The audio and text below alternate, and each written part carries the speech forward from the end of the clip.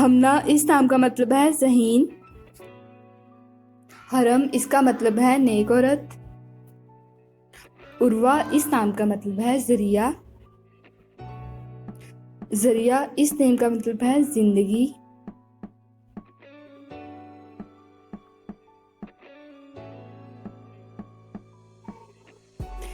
नेहा इस नाम का मतलब है खूबसूरती।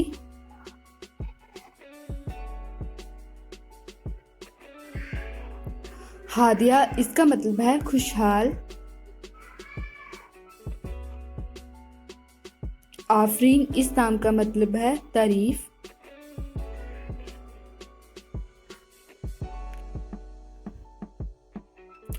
अनाया इसका मतलब है इज़्तिराब।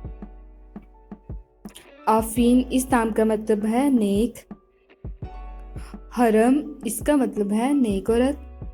आयत इस नाम का मतलब है अलामत।